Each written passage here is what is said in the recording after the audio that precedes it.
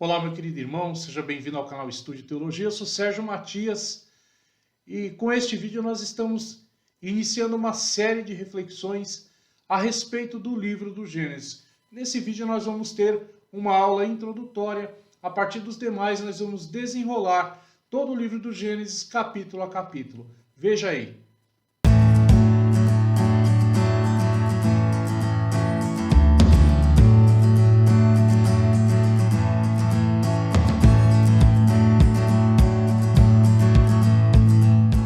A respeito do livro do Gênesis, ele é o primeiro livro da Bíblia e ele serve de forma perfeita como introdução a todo o conteúdo da Bíblia.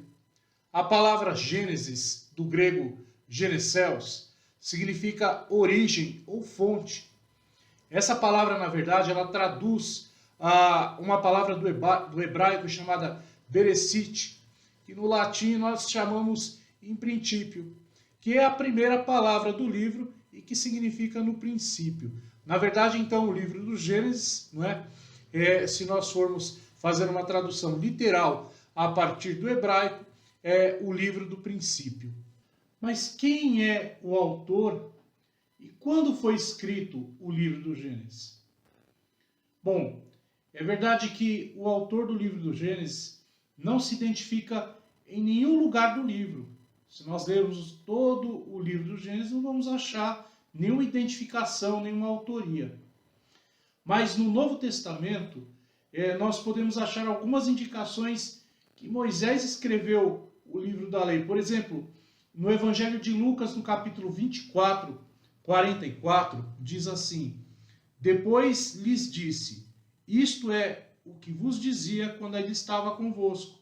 Era necessário que se cumprisse tudo o que de mim está escrito na lei de Moisés, nos profetas e nos salmos. Jesus faz essa afirmação ao caminhar com os discípulos no caminho de Emaús. Ele fala que Moisés é o autor do livro da lei. E não faz sentido excluir então, o livro do Gênesis da relação de composição do Pentateuco, os 5 primeiros livros das Sagradas Escrituras que formam ali o livro, a lei mosaica. E em João, no capítulo 7, versículo 22, nós lemos o seguinte: Moisés vos deu a circuncisão, se bem que ela não é de Moisés, mas dos patriarcas. E até no sábado circuncidais um homem. Ora, nós podemos ver que existe um fato interessante aí. Jesus afirma isso a respeito da circuncisão, mas o único lugar em que nós ouvimos falar sobre esse ritual, o único lugar onde ele é mencionado, é somente no capítulo 17, versículo 13 do livro do Gênesis. Então há uma conclusão realmente que Moisés é o autor, o escritor desse livro. Além do testemunho bíblico desses que nós citamos, a própria tradição judaica defende a autoria desse livro a Moisés. Da mesma forma, no período que compreende desde a patrística até Santo Tomás de Aquino, a própria tradição católica aceita que Moisés realmente foi quem escreveu o livro do Gênesis.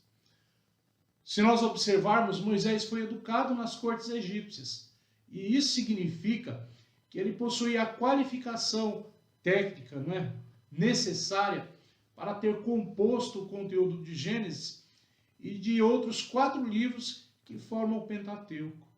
E mais importante que isto, ele foi alvo do chamado divino para desempenhar essa função e com certeza foi capacitado com dons espirituais incríveis.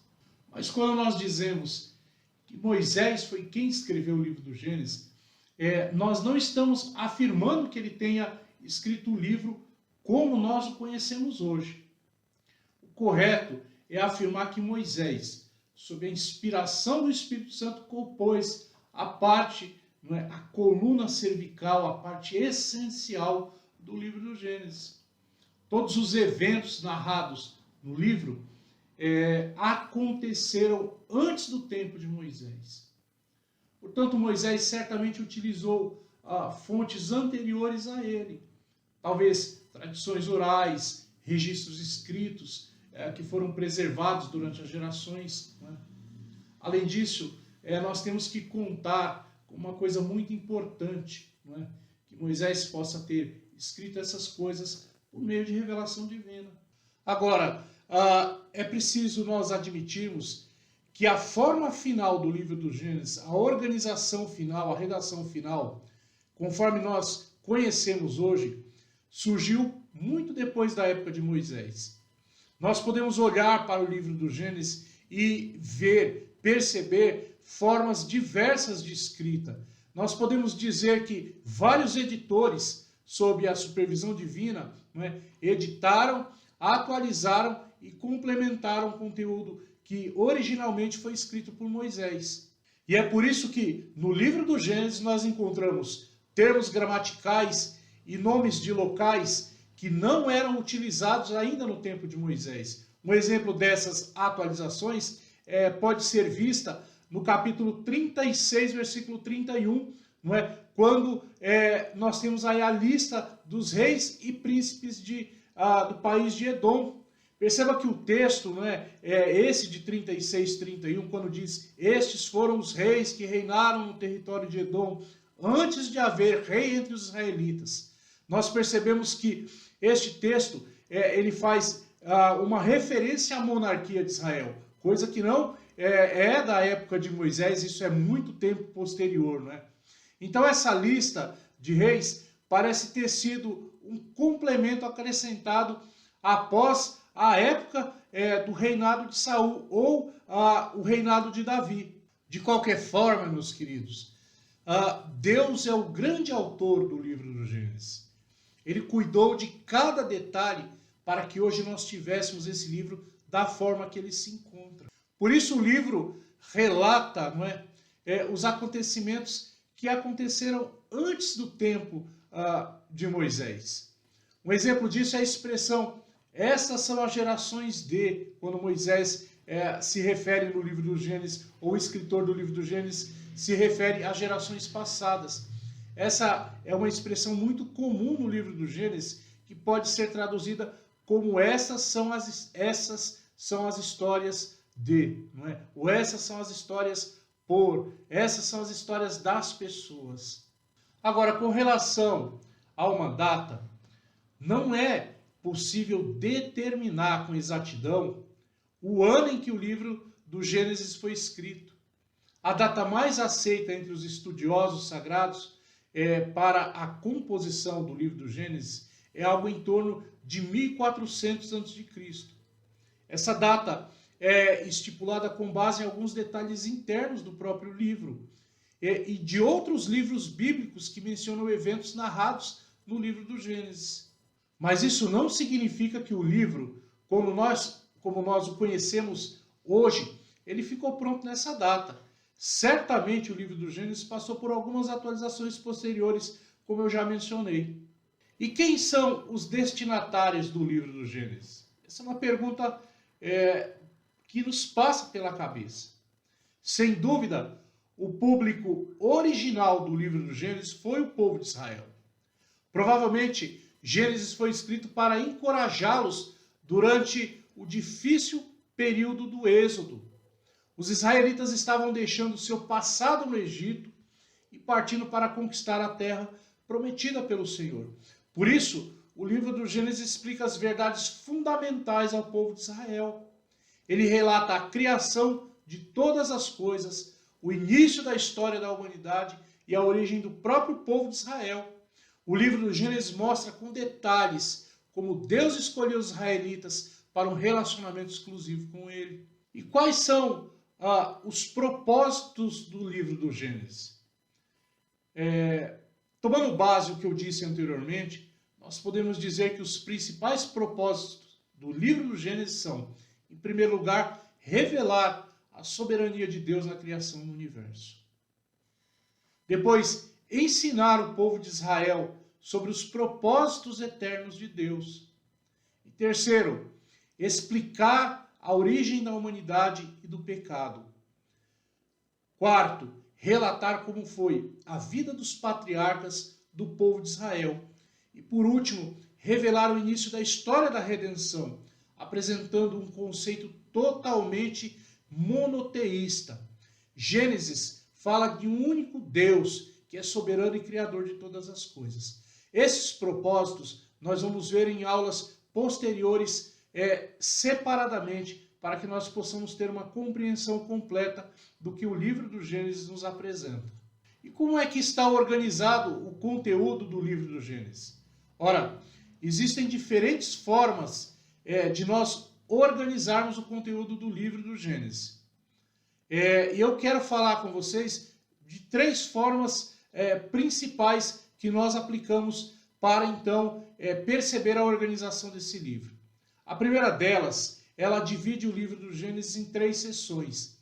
A primeira seção, ela conta a história primitiva da humanidade, não é? E ela vai do capítulo 1 ao capítulo 11. A segunda seção fala sobre a antiga história patriarcal, que parte do capítulo 11 e vai até o capítulo 37. A seção final conta parte da história de José, não é? Que é ali do capítulo 37 até o capítulo 50. E esta última seção também é um tipo de transição entre o livro do Gênesis, o primeiro livro, e o segundo livro, que é o livro do Êxodo, porque ele fornece detalhes fundamentais para a compreensão do segundo livro da Bíblia. Também é possível organizar o conteúdo do livro do Gênesis em 2 grandes partes, não é? Que são notadas. A primeira parte reúne, não é, todo o conteúdo dos capítulos 1 até o capítulo 11. Essa primeira parte nós consideramos uma introdução geral. Ela começa em Adão e ela termina em Abraão. É dentro dessa grande seção que temos a criação do mundo, a queda do homem, a desobediência, né, de Adão e Eva, que dá início ao pecado na humanidade. E nessa seção também lemos sobre Caim e Abel e sobre a grande depravação da humanidade após a queda. Essa depravação, ela acaba resultando no juízo de Deus através do grande dilúvio. Naquela ocasião, apenas Noé e sua família foram poupados por Deus. Essa seção ela termina com os relatos da desobediência do homem na construção da Torre de Babel, já seguido, não é, um ato pós-dilúvio. E aí nós temos a segunda grande parte, que ela começa do capítulo 11, versículo 27, e vai até o final do livro. Nessa segunda grande parte, ela registra o início do povo hebreu. Nela, nós podemos perceber, não é, que há um desenvolvimento de forma mais clara, a introdução do propósito divino para a redenção da humanidade.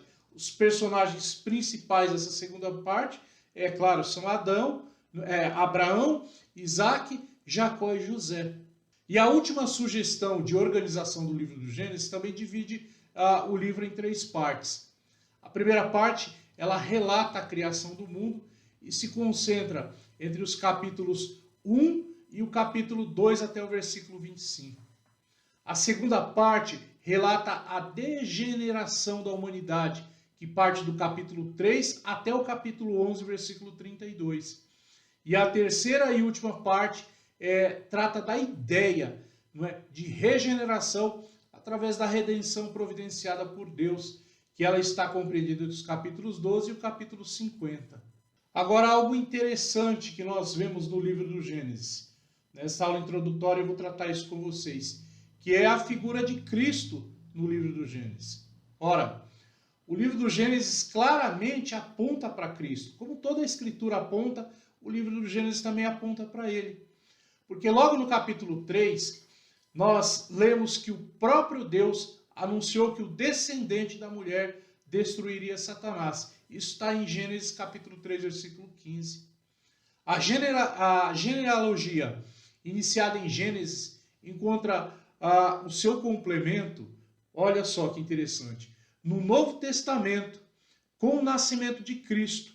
Não é? Gênesis 5,11 se assemelha demais a Mateus capítulo 1 e também a Lucas capítulo 3. É no livro do Gênesis que nós encontramos Noé profetizando que os descendentes de Jafé seriam abençoados, encontrando a salvação por meio dos descendentes de Sem. No Novo Testamento, nós vemos o cumprimento dessa profecia na expansão do Evangelho pelo mundo, conforme nos narra São Paulo na carta aos Romanos, capítulo 11. Isso será assunto para também o próximo vídeo. Também o escritor da carta aos Hebreus aponta para o fato de que o sacerdócio de Melquisedeque tipifica aqui o sacerdócio do próprio Cristo Jesus. Também nós percebemos que logo no começo do livro do Gênesis, o paraíso foi perdido pelo primeiro Adão e o pecado passou a assolar toda a humanidade. Já no Novo Testamento nós vemos o último Adão restaurando o paraíso e garantindo ao seu povo a vitória sobre o pecado. É o que nos narra o escritor aos Hebreus. A Bíblia começa em Gênesis mostrando o homem sendo privado da presença de Deus. Porém, ela termina mostrando o homem desfrutando da salvação eterna através dos méritos de Cristo Jesus na cruz. O homem não mais voltará ao Éden, mas habitará com o Senhor no novo céu e na nova terra. É isso, meus queridos irmãos. Esta é apenas uma introdução. Nós vamos fazer um caminho longo, não é? Mas muito frutífero, estudando capítulo a capítulo do livro de Gênesis a partir de agora. Se você gostou dessa aula, eu peço que você deixe seu comentário e dê o seu like. Se você ainda não é inscrito, inscreva-se nesse canal, clique no sininho para receber as notificações e acompanhar tudo aquilo que nós postarmos como novidade. E Deus te abençoe. Nós nos encontramos em breve em nome de Jesus. Tchau!